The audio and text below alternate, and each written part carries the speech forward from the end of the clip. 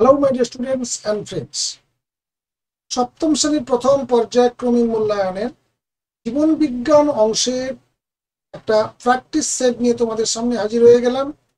এই ভিডিওটি এবং ইতিপূর্বে যে ভিডিওটি দিয়েছিলাম সেই দুটি ভিডিও যদি তোমরা কম্বাইন করে দেখে নাও তাহলে কিন্তু তোমাদের প্রথম পর্যায়ক্রমিক মূল্যায়নে জীবন বিজ্ঞান অংশ তোমাদেরকে আর বেগ দিতে পারবে।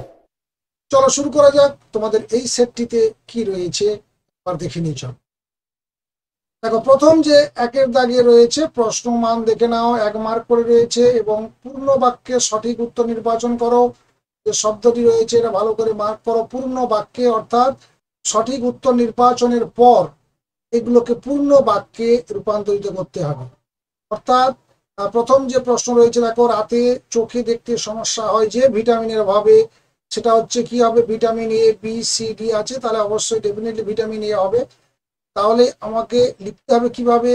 রাতে চোখে দেখতে সমস্যা হয় যে ভিটামিনের অভাবে, সেটি হলো ভিটামিন এ। তবে পূর্ণ বাক্য কমপ্লিট হলো। যদি পূর্ণ বাক্য এই শব্দটা না থাকে তাহলে তোমরা অ্যান্সারটা যেমন ভাবে লেখো ওটা সঠিক উত্তরটি নির্বাচন করলেই মার্কস পেয়ে যাবে। এর থেকে দেখো, এমন একটি খাদ্য উপাদান যা থেকে শক্তি পাওয়া যায় না। প্রোটিন রয়েছে, কার্বোহাইড্রেট রয়েছে, ভিটামিন রয়েছে, লিপিড রয়েছে। তোমরা জানো প্রোটিন, কার্বোহাইড্রেট এবং লিপিড যে খাবারগুলো আমরা খাই সেগুলো মূলত এই 3 ধরনের খাবার। তাহলে বাকি থাকলো কে? ভিটামিন। অর্থাৎ এখানে ভিটামিনটা হচ্ছে সঠিক অ্যান্সার। একটি প্রক্রিয়াজাত খাদ্যের উদাহরণ: আনারস, আম, আনারসের জ্যাম, কোল্ড ড্রিঙ্ক। আনারস, আম তো প্রাকৃতিক খাদ্য বোঝা যাচ্ছে, আর আনারসের জ্যাম এটা হচ্ছে প্রক্রিয়াজাত খাদ্য। কোল্ড ড্রিঙ্কস এটা হচ্ছে সংশ্লিষ্ট খাদ্য। কয়টার হয় যে খাদ্য উপাদানের অভাবে? তা হলো সোডিয়াম, আয়রন, আয়োডিন, ক্যালসিয়াম। এখানে সঠিক অ্যান্সার হবে কয়টার, যেহেতু গলগণ্ড রোগ তার মানে আয়োডিনের অভাবে হবে। অর্থাৎ আয়োডিনের অভাবে গয়টার বা গলগণ্ড রোগ হয়। পেশি কোষে যে প্রোটিন থাকে, হিমোগ্লোবিন রক্তে থাকে একটি, হচ্ছে পেশি কোষে থাকে। আমাদের এই প্রশ্নের তাহলে উত্তরটা আমরা পেয়ে গেছি, এটা হলো একটি। শূন্যস্থান পূরণ, অর্থাৎ শূন্যস্থান পূরণ কিন্তু থাকতে পারে। অর্থাৎ তোমাদের জীবন বিজ্ঞানে যে টাইপের প্রশ্নগুলো আসতে পারে সব ধরনের টাইপ নিয়ে আজকে আলোচনা করব। দৌড়াতে গেলে ড্যাশের প্রয়োজন, এখানে হবে কি? তাহলে শক্তির প্রয়োজন। দৌড়াতে গেলে শক্তির প্রয়োজন। মাড়ি ফোলা ও রক্ত পড়া ড্যাশের অভাবে হয়। মাড়ি ফোলা এবং রক্ত পড়া এই দুটো হয় ভিটামিন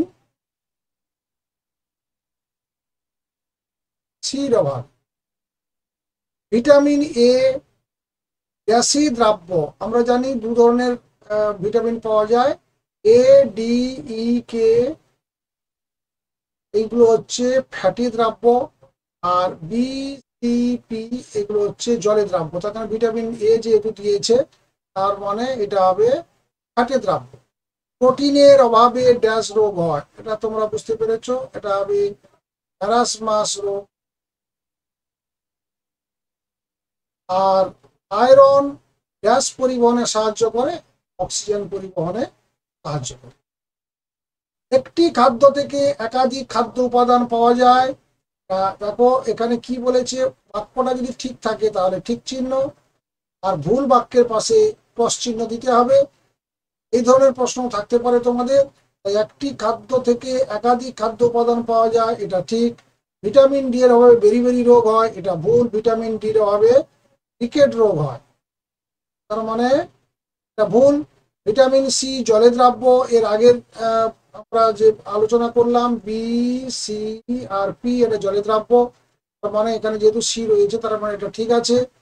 আমলকি ফলে অধিক পরিমাণ ভিটামিন এ পাওয়া যায়, অ্যাকচুয়ালি সি পাওয়া যায়, তার মানে এটা ভুল। চুল ও নখে ক্যারাটিন জাতীয় প্রোটিন পাওয়া যায়, এটা ঠিক। পরে দেখো, প্রশ্নমান 1 সংক্ষিপ্ত উত্তর দাও। প্রশ্নের উত্তর খুব অল্প কথায় দিতে হবে। কোন ভিটামিনের অভাবে ক্ষতস্থানে রক্ত সহজে জমাট বাঁধে না? 2 নম্বর রয়েছে মানুষের দেহে আয়োডিনের একটি কাজ উল্লেখ করো। আয়োডিনের কাজ উল্লেখ করতে গেলে এখানে তোমাদেরকে বলতে হবে মানসিক বুদ্ধি ও বৃদ্ধি নিয়ন্ত্রণ করা।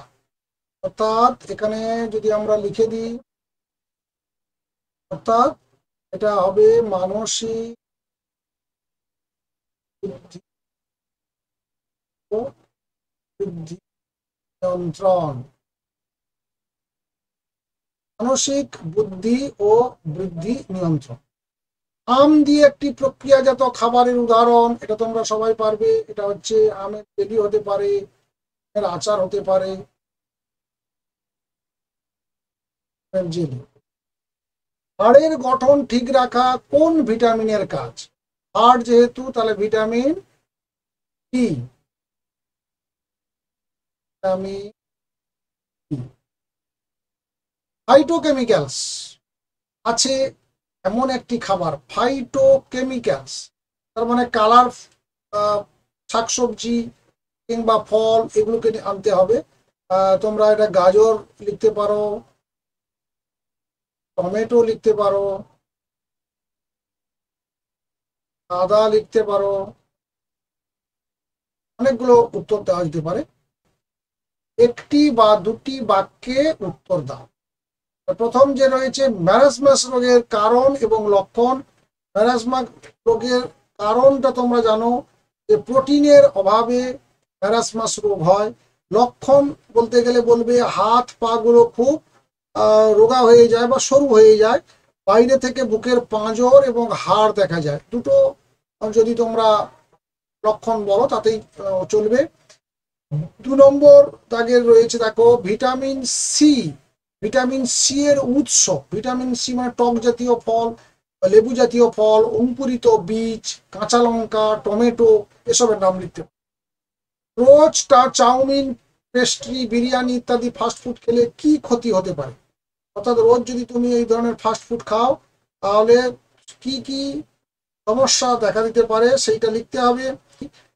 বা এই জাতীয় খাওয়া হয় তাহলে অতিরিক্ত খাবার আমাদের শরীরে প্রবেশ করার ফলে নানা রকম শারীরিক সমস্যা, যেমন ধরো হৃৎপিণ্ড, যকৃৎ, বৃক্ক, মস্তিষ্ক এগুলো প্রভৃতি অঙ্গে ক্ষতি হতে পারে, কারণ এই ধরনের খাবারে বিভিন্ন কেমিক্যালস গুলো মেশানো থাকে। খাদ্যতন্তু পাওয়া যায় এমন দুটো খাবার, তোমরা সবাই জানো, খুবই সহজে দুটো উত্তর তোমরা দিতে পারবে। যেমন আপেল, তারপরে সজনে ডাঁটা, এগুলো উত্তর দিয়ে দিতে পারবে। আপেল, সজনে ডাঁটা।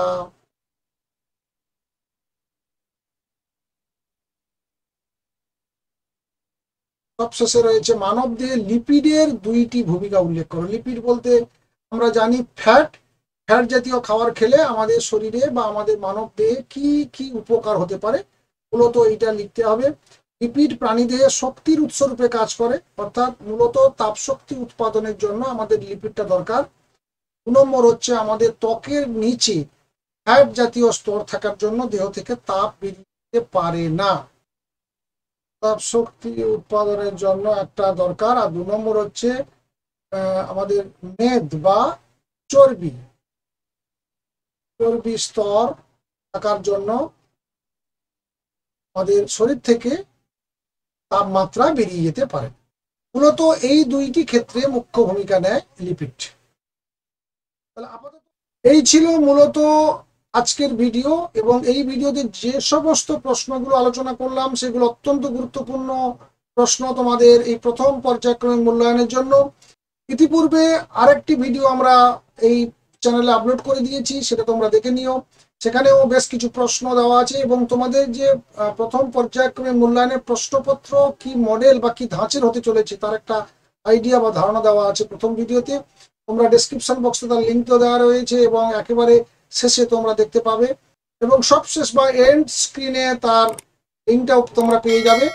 যে কোনো ভাবেই হোক দুটো তোমরা দেখে নাও। এবং এই সঙ্গে জানিয়ে রাখি, যারা আমাদের চ্যানেলে নতুন তারা অবশ্যই চ্যানেলটিকে সাবস্ক্রাইব করবে এবং পাশে থাকা বেল আইকন ক্লিক করে অল নোটিফিকেশন অন করে নেবে। ভালো থাকবে, সুস্থ থাকবে, দেখা হচ্ছে নেক্সট ভিডিওতে। Thank you.